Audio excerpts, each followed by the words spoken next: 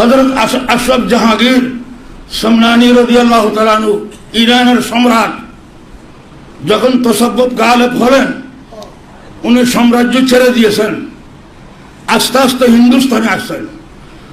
অনেক কামেল ওলির দরবারে গিয়েছেন, সবাই বললেন না, আমরা তোমাকে বাইত করাতে পারবো না।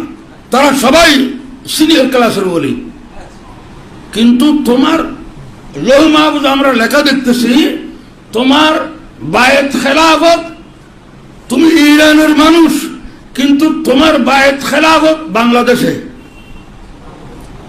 তোমার জন্য তোমার পীর অপেক্ষা করতেছে। সেখানে চলে যাও। হিন্দুস্তানে আসার পর হাজার হাজার মানুষ ওনার পিছে পিছে বিভিন্ন পীরের মুরিদ দৌড়াদৌড়ি করতেছে। তো যারা কামেল ওলি, তারা তো খুশি যে একজন আমার মুরিদ হওয়ার পরেও আরেকজন ওলির ফয়েজ লাভ করতেছে, ওনারা তো খুশি। আর যারা কামেল ওলি ছিল না,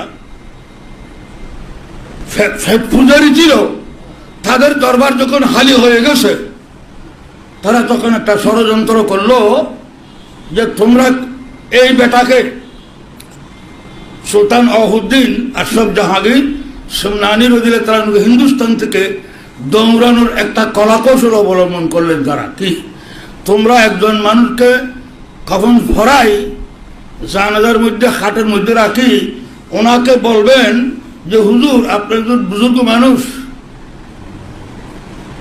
আমাদের এই জানাজা পড়াই দেন। আমি রাখলো জানাজা। রাখার পর উনি তিনবার জিজ্ঞাসা করলেন শরীয়ত মতে, ই মুর্দাইস্ট, এই ব্যক্তি মরা কিনা?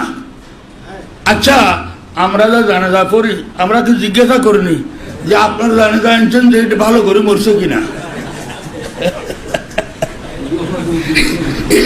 এরকম জিজ্ঞাসাই করে নাকি? আরেকবার জিজ্ঞাসা করলেন, তারা বললেন বলে, ফার্সি ভাষা বলে মানে হ্যাঁ মরে গেছে। আবার জিজ্ঞাসা করলেন, এই মুর্দাইস, ইনি মৃত ব্যক্তি কিনা? সবাই বললেন বলে হ্যাঁ মারা গেছে। আরেকবার বললেন এই মুর্দাইস, বড় করে বললেন ইনি মারা গেছেন কিনা? বলে হুজুর মারা গেছেন। আল্লাহু আকবার। ওই ব্যক্তিকে বলেছিলেন, যখন একবার এক তাকবীর দু তাকবীরের পরে তুমি কবরের ভিতরে অট্টহাসি দিবে। হযরত আশরাফ জাহাঙ্গীর সমনানিকে হিন্দুস্তান থেকে বের করে দেওয়ার একটা ষড়যন্ত্র।